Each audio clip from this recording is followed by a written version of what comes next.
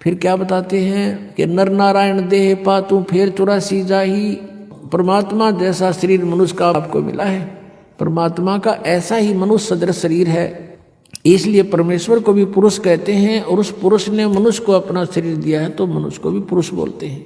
तो क्या बताते हैं कि परमात्मा का जो मटेरियल है शरीर का वो हमारे जैसा नहीं है। असनाविरम शुक्रम अकायम, असनाविरम, उसका शरीर माता पिता के योग से बने शुक्र का नहीं है, उसकी शरीर में नाड़ी आदि का व्यवस्था नहीं है, वो स्वयंभू है, परिभू है, वो कबीर मनीषी है, सप्रियागात है, सबसे प्रथम देहधारी वही परमात्मा है। अब क्या बताते हैं कि नर नारायण देह पाकर तो फिर 84 जाही,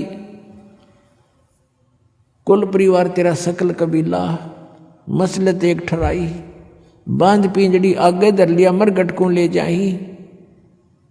मृत्यु होते ही कुल के लोग इकट्ठे हो जाएंगे और उसी समय कहेंगे उठाओ इसको, उठाओ जल्दी करो, और उसी समय उठा के कहते बांध पिंजड़ी आगे धर लिया मरगट को ले जाई, और अग्नि लगा दिया जद लंबा फूक दिया उस ठाई। अब शरीर तो फूक दिया, अब आगे फिर इन नकली गुरुओं ने को नया प्रोसेस शुरू करा दिया। कहते हैं पुराण उठा फिर पंडित आए गुरुजी आगे, और पीछे गरुड़ पढ़ाई। तेरा गजब भैया।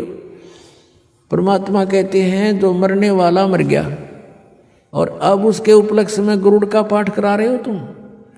अब गरुड़ पुराण में बहुत ही ऐसी बातें हैं जो जीव ने पहले पढ़ लेनी चाहिए। उसमें लिखा है कि एक ने ऐसा जुल्म किया था, उसका बेटा मर गया, उसने ऐसा अपराध किया था, उसकी आंखें फूट गई। एक ने ऐसा अपराध करते थे, उसके हाथ कटते हैं। यम के दूत आते हैं जो भक्ति नहीं करते, सच्ची भक्ति नहीं करते, उनको पकड़ कर ले जाते हैं जो दान धर्म नहीं करते।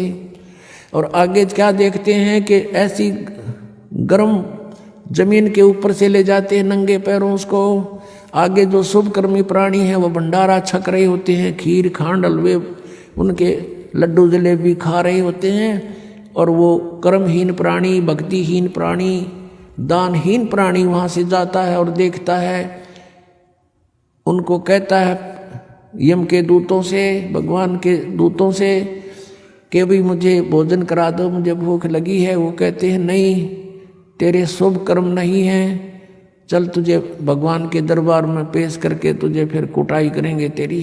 तो कहते हैं परमात्मा का कहने का उद्देश्य ये है कि वेद पुराण उठा फिर पंडित आगे पाछे गरुड़ पढ़ाई, कि उसको गरुड़ पुराण का पाठ पहले कराना चाहिए था, पहले सुनाना चाहिए था। वो बुराइयां बचता, डरता और शुभ कर्म कर जाता और उसकी दुर्गति ना होती। वो तो गधा बन गया और पाछे उसका गरुड़ पुराण का पाठ करा रहे। अब क्या फायदा मरने के बाद मुंह में घी डालन का।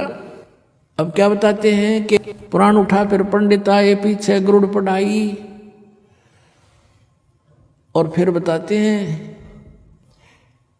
नर से तीतु पशुआ कीजिए गद्दा बैल बुनाई, ये 56 भोग कहाँ मन भोरे की तो कुरडी चढ़ने जाई। पुणात्मा परमात्मा ने हमें बताया है वह सच्चाई है कि कबीर ये माया अटपटी और सब गट आण अड़ी, वह किस किस ने समझाऊं या कुएं भांग पड़ी। हमने इस काल के नकली इस सुख की भांग पी रखी है इस कुएं में, काल के कुएं में, और सबके एक जैसी ही बुद्धि होगी। जैसे शराब पिए हुए व्यक्ति या भांग पिए हुए व्यक्ति आपने चाहे 100 मिल जावे रास्ते में, उनकी एक जैसी भाषा होती है, एक जैसी चाल होती है। लटक दे किधर पैर टेके किधर इधर जावे, बोल रहे तो उड़ग में बोलेंगे। तो किसी ने बात करके देख लो, जिन्होंने नशा कर रखा वो एक जैसी भाषा जानते हैं। तो हम सभी को इस काल ने भांग प्या रखी है झूठे सुख की, और सभी हम इसी में इतने मस्त हो रहे हैं। और यहाँ परमात्मा याद दिलाते हैं जिसकी भांग उतर जाएगी। एक व्यक्ति शराब पिए पड़ा था और ऐसी गंदे स्थान पर गिरा हुआ था, फिर उसको उठा कर लाए घर वाले, और सुबह फिर नहा धोकर वो गया ना, उसका छोटा लड़का बताता है साथ में, पापा शाम ना आप यहाँ पड़े थे, वो कहता मैं यहाँ था, क्या पढ़ा थे तुम, बता। शराबी ने बेटा ने कहा पापा रात को आप यहाँ पढ़े थे। और फिर वो कह रहे तेरा कहते ये तो बहुत बूढ़ी जगह है। अब जब पढ़ा था उड़ा टिट्टी पाक रहा था, जब उसको इस बात का पता नहीं था तो इसी गंदे स्थान पर पड़ा है। तो हम आज जिस स्थान में रह रहे हैं ये ऐसी सतिथि में रख रखे हमारे को। और जब यह भांग उतरेगी आपकी, आपका ताला बेली लाग जाएगी, अंतःकरण में उचाटी पैदा हो जाएगी। अब क्या है, इस काल ने तो हमारे को बुरी तरह फंसा रखा पुण्यात्मा और सत्कर्म मान लेना। पहले तो दुख में पीड़ रखा, अब परमात्मा के दरबार में आओगे आपको सुख होगा। और सुख में फिर आपने सोचोगे ठीक काम चल रहा है, अरे थोड़े दिन में फिर भूल पड़ने लग जाएगी। तो इसके लिए परमात्मा कहते हैं सुख के माथे पत्थर पड़ो, नाम हृदय से जावे, बलिहारी उस दुख के जो पल पल नाम रटावे। अब कबीर साहब कहते हैं आपने ये धारणा बनानी चाहिए कि आग लगाई से सुख का जिससे भगवान की भूल पड़े।